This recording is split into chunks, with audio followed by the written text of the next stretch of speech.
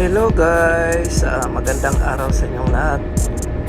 For this video guys, mayroon na naman akong ipakita sa inyo na ibang klaseng barko. Ayan guys, kita nyo yung blue at saka dirty white na barko guys. Ayan,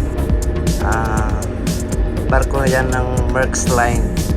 So hindi pa natin makuha yung pangalan niya guys. So later una natin para malagay din natin yon ang details niya. Dito natin yan guys na ispatan sa may Europort, Rotterdam, Netherlands. Dito yan sila guys na loading and discharging sila guys.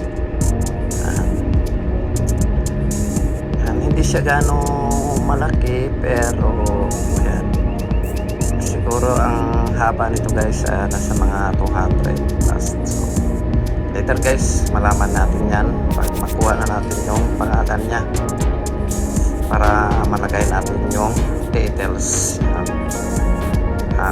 Hindi kasi ko pa makita yung pangalan niya. Ayan, maya. Ayan guys, malapit na mabasa yung pangalan niya. Ayan guys, mabasa na natin. VISTULA MAERSK ang pangalan niya.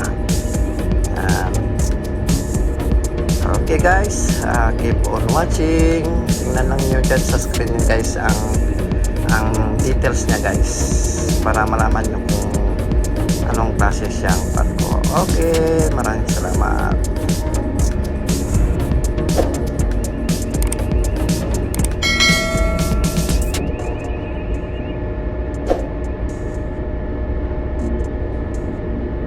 VISTULA MAERSK is a container ship that was built in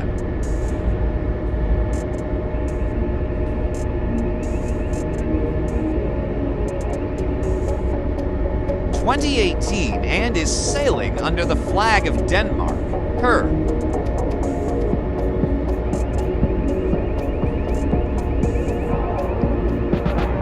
carrying capacity is 3,600 toy and her current draft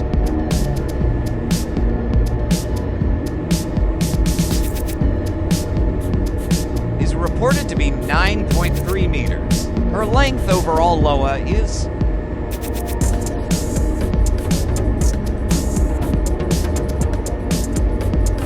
200 meters and her width is 35.3 meters.